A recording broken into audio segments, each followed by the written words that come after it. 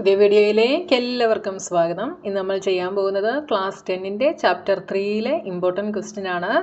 അപ്പോൾ ചാപ്റ്റർ 1ൻ്റെയും 2ൻ്റെയും ഒക്കെ ഒത്തിരി ഇമ്പോർട്ടൻറ്റ് ക്വസ്റ്റ്യൻസ് ഞാൻ അപ്ലോഡ് ചെയ്തിട്ടുണ്ട്. ബോർഡ് എക്സാമിന് ചോദിച്ചിട്ടുള്ള ക്വസ്റ്റ്യൻസ് അപ്ലോഡ് ചെയ്തിട്ടുണ്ട്.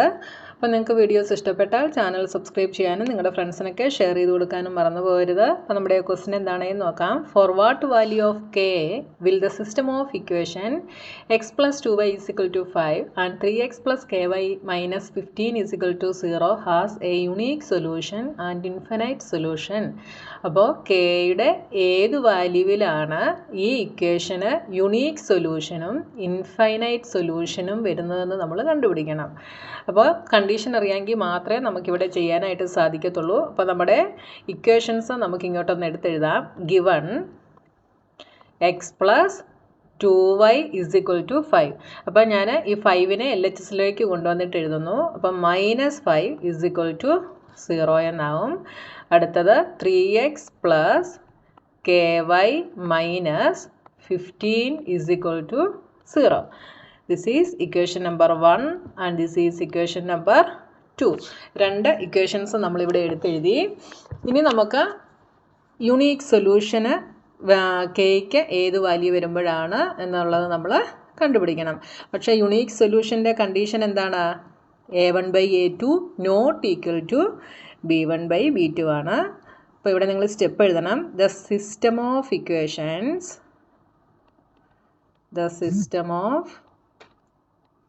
Equations will have a unique solution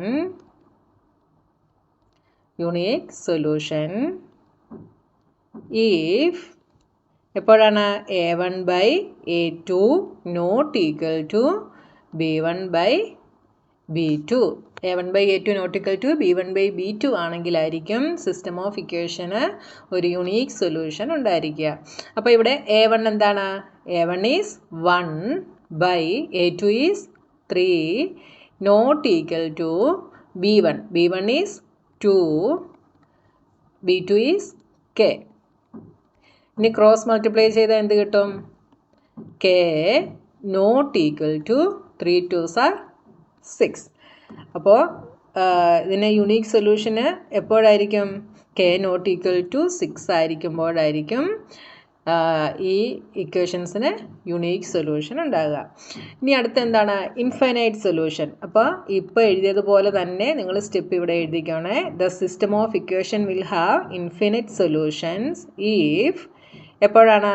a1/a2 is equal to b1/b2 is equal to c1/c2. എല്ലാം ഈക്വൽ ആകുമ്പോഴാണ് ഇൻഫിനിറ്റ് സൊല്യൂഷൻസ് ഉണ്ടാകുക. അപ്പോൾ a1/a2 എന്താണ്? 1/3 is equal to 2/k is equal to c1 is -5/c2 is -15. ഇവിടെ നമുക്ക് കെയുടെ value ആണ് കണ്ടുപിടിക്കേണ്ടത്. അതുകൊണ്ട് എന്ത് ചെയ്യാം? ഇത് രണ്ടെണ്ണം ക്രോസ് മൾട്ടിപ്ലൈ ചെയ്യാം. അപ്പോൾ എന്ത് വരും? 1 × k is equal to 3 2s are 6. എപ്പോഴാണ് ഇൻഫിനൈറ്റ് സൊല്യൂഷൻസ് ഉണ്ടാകുക? k is equal to 6 വരുമ്പോൾ, kയ്ക്ക് 6 എന്ന വാല്യൂ കൊടുക്കുമ്പോഴാണ് ഇൻഫിനൈറ്റ് സൊല്യൂഷൻ ഉണ്ടാകുക. മനസ്സിലായല്ലോ? അപ്പോൾ ഇവിടെ നിങ്ങൾ ശ്രദ്ധിച്ചോ, kയ്ക്ക് 6 എന്ന വാല്യൂ കൊടുക്കുമ്പോൾ ഇൻഫിനൈറ്റ് സൊല്യൂഷൻ ആയിരിക്കും. അപ്പോൾ മേളിൽ എന്താ വന്നേ? kയ്ക്ക് 6 എന്ന വാല്യൂ കൊടുത്താൽ യുണീക്ക് സൊല്യൂഷൻ അല്ല.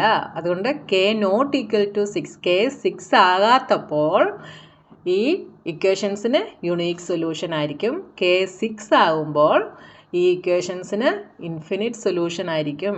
അപ്പോൾ k 6 ആകുമ്പോൾ ഇൻഫിനിറ്റ് സൊല്യൂഷൻ ഉള്ളത് കൊണ്ടാണ് ഫസ്റ്റിൽ എന്ത് വന്നത്? k 6 അല്ലാത്തപ്പോൾ, അതായത് k നോട്ട് ഈക്വൽ ടു 6 ആകുമ്പോഴാണ് യുണീക്ക് സൊല്യൂഷൻ എന്ന് പറഞ്ഞത്. മനസ്സിലായല്ലോ? പിന്നെ നമ്മുടെ അടുത്ത ക്വസ്റ്റ്യൻ എന്താണെന്ന് നോക്കാം. Next question, determine the value of alpha and beta for which the given system of equation has infinitely many solutions. 2x plus 3y is equal to 7 and 2 alpha x plus alpha plus beta y is equal to 28. അപ്പോൾ ഇവിടെ നമുക്ക് ആദ്യം തന്നിട്ടുള്ള equations നമുക്കൊന്ന് എടുത്തെഴുതാം. Given 2x plus 3y അപ്പോൾ =7 ആണ്. ഞാൻ ഈ 7 LHSലേക്ക് കൊണ്ടുവന്ന് എഴുതുന്നു. അപ്പം -7 =0. This is equation number 1. അടുത്തത് 2αx plus alpha plus beta Y =28 ആണ്. 28നെ ഞാൻ LHSൽ കൊണ്ടുവരുന്നു. അപ്പം -28 =0. This is equation number 2. ഇനി നമ്മുടെ കണ്ടീഷൻ എന്താ പറഞ്ഞിരിക്കുന്നത്? The given system of equation has infinitely many solutions. Infinitely many solution ആണെങ്കിൽ നമ്മുടെ കണ്ടീഷൻ എന്താ?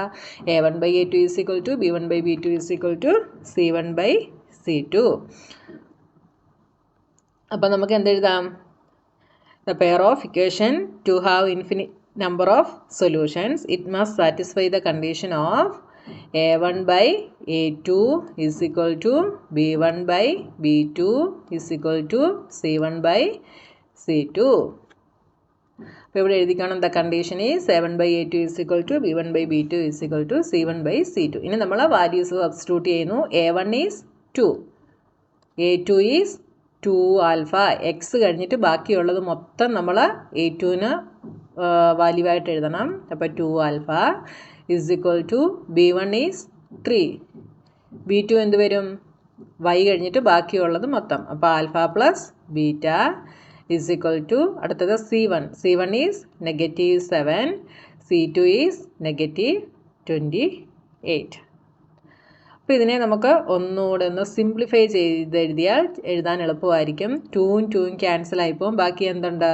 1/ആൽഫ =3/ആൽഫ പ്ലസ് ബീറ്റ നെഗറ്റീവും ക്യാൻസൽ ആയിപ്പോൾ 7 കൊണ്ട് ഡിവൈഡ് ചെയ്താൽ 1, ഇവിടെ 4. അപ്പോൾ 1/4 എന്ന് നമുക്ക് കിട്ടി. ഇനി നമുക്കിവിടെ ആൽഫയുടെയും ബീറ്റയുടെയും വാല്യൂ ആണ് കണ്ടുപിടിക്കേണ്ടത്. ആൽഫ കണ്ടുപിടിക്കാൻ എളുപ്പമാണല്ലേ. 1/ആൽഫ = 1/4. ഈ രണ്ടെണ്ണം എടുത്തു കഴിഞ്ഞാൽ നമുക്ക് എന്ത് കിട്ടും? 1/ആൽഫ = 1/4. ആൽഫ ഇങ്ങോട്ട് ക്രോസ് മൾട്ടിപ്ലൈ ചെയ്യുന്നു, 4 ഇങ്ങോട്ട് ചെയ്യുന്നു. അപ്പോൾ ആൽഫ =4 എന്ന് നമുക്ക് കിട്ടി. ഇനി നമുക്ക് ബീറ്റ കണ്ടുപിടിക്കണം. ബീറ്റ കണ്ടുപിടിക്കണേ എന്ത് ചെയ്താൽ മതി? ഇത് രണ്ടും കൂടെ എടുത്താൽ നമുക്ക് കിട്ടും അല്ലേ. അപ്പോൾ 3/ആൽഫ പ്ലസ് ബീറ്റ = 1/4.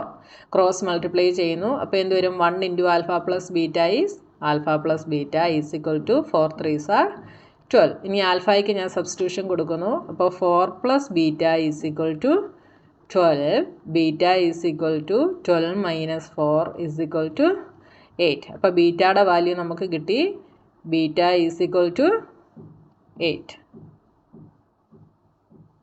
ആൽഫയും ബീറ്റയും വളരെ സിമ്പിളായിട്ട് കണ്ടുപിടിക്കാൻ പറ്റി. അപ്പോൾ ഇവിടെ തന്നിരിക്കുന്ന എന്താണെന്ന് നോക്കുക. അതിനനുസരിച്ചുള്ള കണ്ടീഷൻ എഴുതി കഴിഞ്ഞാൽ നിങ്ങൾക്ക് ഈസി ആയിട്ട് ചെയ്യാൻ സാധിക്കും. ഇൻഫിനിറ്റ്ലി മെനി സൊല്യൂഷൻ എന്ന് പറഞ്ഞാൽ condition is a1/a2 = b1/b2 = c1/c2. അപ്പോൾ നമ്മുടെ 2 ക്വസ്റ്റ്യൻസ് കഴിഞ്ഞു. ഇനിയുള്ള ബാക്കിയുള്ള ക്വസ്റ്റ്യൻസുമായി നമുക്ക് നെക്സ്റ്റ് വീഡിയോയിൽ കാണാം.